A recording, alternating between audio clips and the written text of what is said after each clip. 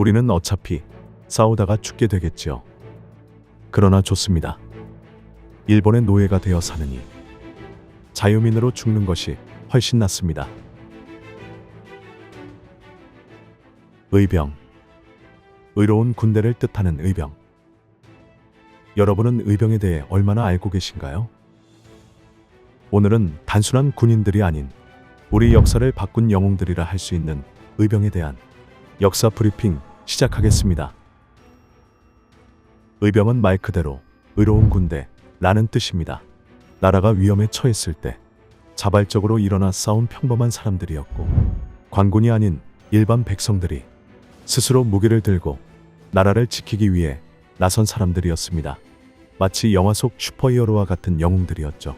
물론 슈퍼히어로 같은 초능력은 없었지만 의병들은 위기의 순간에 나타나 세상을 구하는 영웅들이었습니다.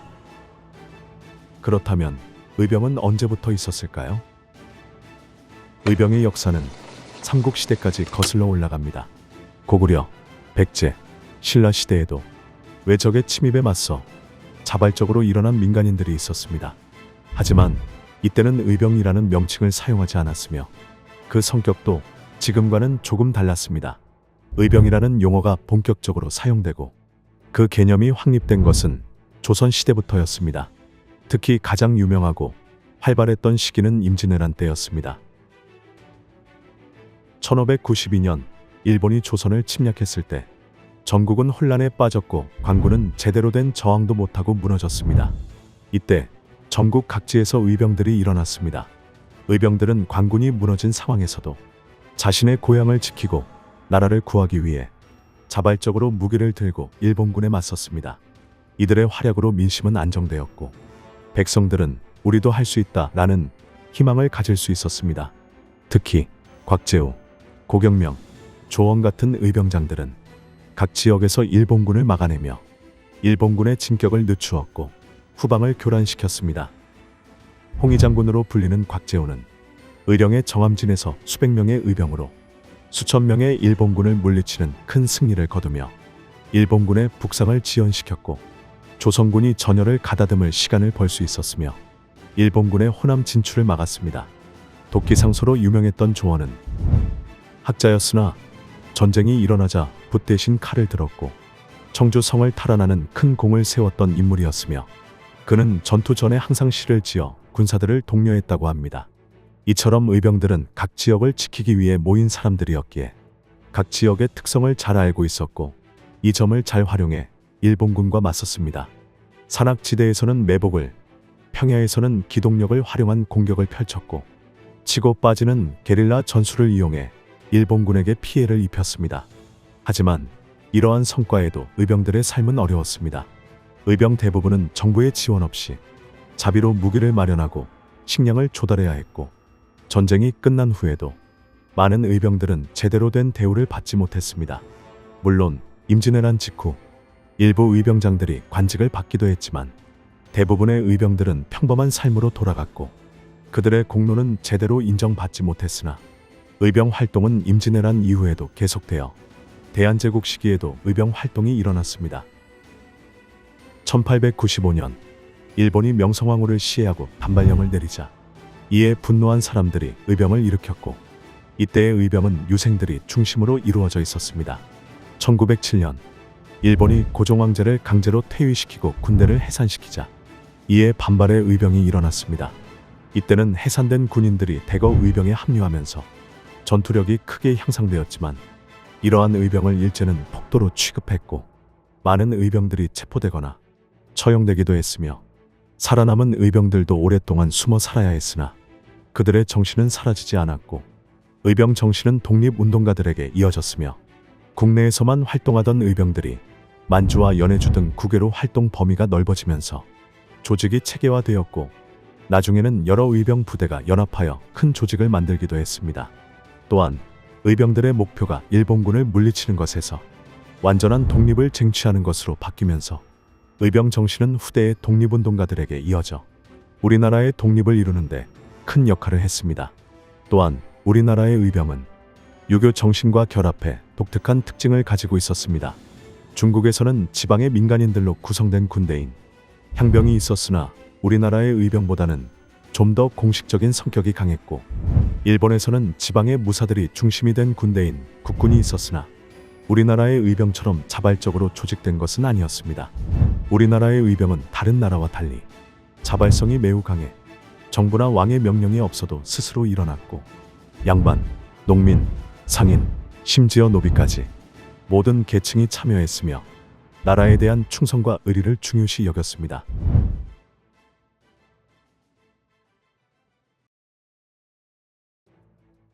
한국의 역사에는 국가적 위기 상황에 국가 구원 투수, 의병이 등장합니다. 하지만 의병은 정식 군사 훈련을 받지 않았던 평범한 사람들로 구성된 조직이었습니다. 그렇다면 이렇게 평범한 사람들이 어떻게 한반도에 침입한 적들을 상대했을까요?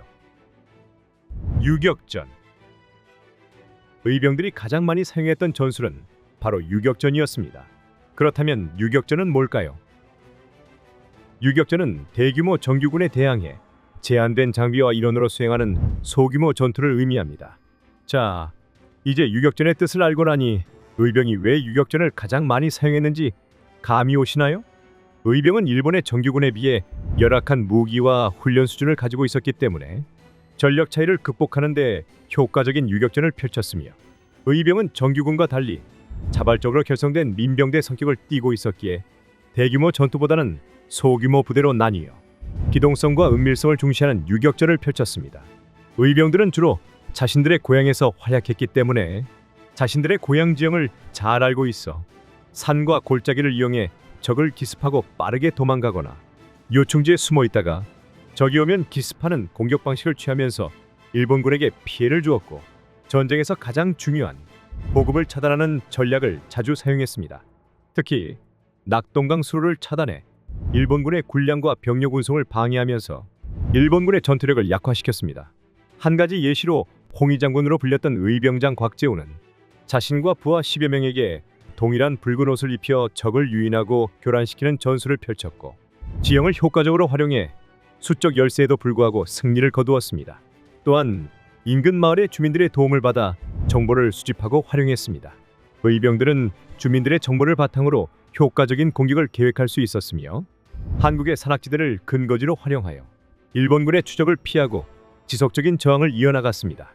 임진왜란 당시에는 이러한 의병의 활약으로 무너졌던 관군이 재정비할 수 있는 시간을 벌게 되었고, 일본군의 진격을 지연시키고 전체적인 전세를 유리하게 만들 수 있었습니다. 지역에 대한 깊은 이해와 주민들의 지원을 바탕으로 한 의병들의 유격전은 열악한 무기와 적은 병력으로도 적과 효과적으로 싸울 수 있게 해주었고, 의병의 자원과 환경에 맞는 가장 현실적이고 효과적인 전술이었습니다.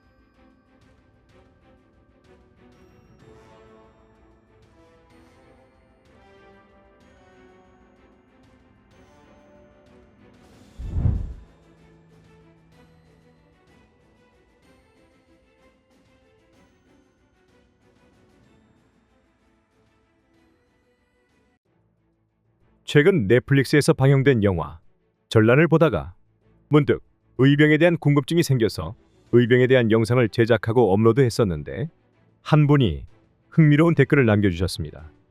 조선인들이 언제 자유민이었느냐? 의병은 노비를 부리는 자들과 노비였던 자들이 시대의 변화를 싫어해서 싸운 것뿐이라고. 노비를 부리는 자들은 자신의 기득권을 위해, 노비였던 자들은 노예 근성으로 외부의 적과 싸운 것뿐, 정작 이들은 더 나은 세상을 위해 싸운 적은 없다고 생각한다 라는 글을 본 적이 있는데, 화가 났지만 한편으로는 틀린 말은 아니라는 생각이 들긴 한다라고요. 저도 이 댓글을 읽고 의병에 대해 다시 생각해보게 되었습니다. 그래서 오늘은 여러분이 알고 있던 의병과 조금 다른 시각에서 바라본 의병에 대한 역사 브리핑 시작하겠습니다. 여러분은 의병하면 어떤 이미지가 떠오르시나요? 나라를 위해 목숨을 바친 영웅? 일제에 맞선 용감한 전사? 의병은 말 그대로 의로운 군대라는 뜻입니다. 나라가 위기에 처했을 때 나라를 위해 자발적으로 일어나 싸운 사람들이라고 알려져 있죠. 하지만 과연 그들 모두가 100% 자발적이었을까요? 조선은 철저한 신분제 사회였습니다. 양반, 중인, 상민, 노비. 조선시대 대부분의 사람들은 상민이나 천민이었고 그들의 삶은 결코 자유롭지 못했습니다. 특히 노비들은 사실상 재산으로 취급되었습니다. 그렇다면 의병을 일으킨 사람들은 주로 누구였을까요? 네, 대부분 양반이었습니다. 이분들 다 양반이에요. 물론 이분들이 나라를 위해 싸웠다는 점은 분명합니다. 하지만 동시에 자신의 기득권을 지키려는 목적도 있었을 거예요. 지금까지 누려온 특권을 잃고 싶지 않았을 테니까요. 의병에 참여한 이유는 사람마다 달랐습니다. 순수한 애국심으로 참여한 사람도 있었지만 다른 이유로 참여한 사람들도 있었습니다. 일부 양반들은 의병 활동을 통해 자신의 사회적 지위를 유지하거나 높이려 했습니다. 의병장이 되면 나중에 관직을 받을 수 있을지도 몰라. 이번 기회에 내 이름을 널리 알려야겠어. 이런 생각으로 참여한 사람들도 있었을 겁니다. 또한 당시 사회는 의병 참여에 대한 압박이 있었습니다. 특히 유교 사상이 있었던 조선은 총을 모르는 놈은 사람이 아니다. 나라가 위험한데 집에만 있으면 어찌 자손된 도리를 다한다 하겠는가? 라는 식의 사회적 분위기는 많은 이들이 의병에 참여하게 만들었습니다. 그럼 백성들은 어땠을까요? 의병에 참여한 많은 이들이 노비 출신이거나 가난한 농민이었습니다. 앞서 본 댓글에서는 노비였던 자들은 노예 근성으로 외부의 적과 싸운 것뿐이라고 했습니다. 다소 과한 표현이긴 하지만 그들에게 정말 다른 선택의 여지가 있었을까요? 어쩌면 의병에 참여하는 것이 살아남기 위한 유일한 방법이 아니었을까요? 주인을 따라 싸우는 것 말고는 다른 선택지가 없었던 경우도 있었을 겁니다. 또한 의병 활동에는 여러 가지 한계점이 있었습니다. 의병은 중앙정부의 지원 없이 자체적으로 조직되고 운영되었습니다. 이는 자발성을 보여주는 것 같지만 동시에 체계적이고 조직적인 저항운동으로 발전하기 어려운 한계점이 되었고 대부분의 의병은 자비로 무기를 마련하고 식량을 조달해야 했기에 의병 활동이 개인이나 지역 단위의 산발적인 활동에 그칠 수밖에 없었습니다. 전술의 한계도 존재했는데 의병의 전술은 대부분 치고 빠지는 게릴라전 형태였습니다. 이는 정규군과 맞서 싸우기에는 역부족이었다는 것을 보여주며 의병의 전술은 일시적인 성과가 있었지만 장기적으로는 한계가 분명히 존재했습니다. 한국의 의병 정신의 근간에는 유교적 가치관이 있었습니다.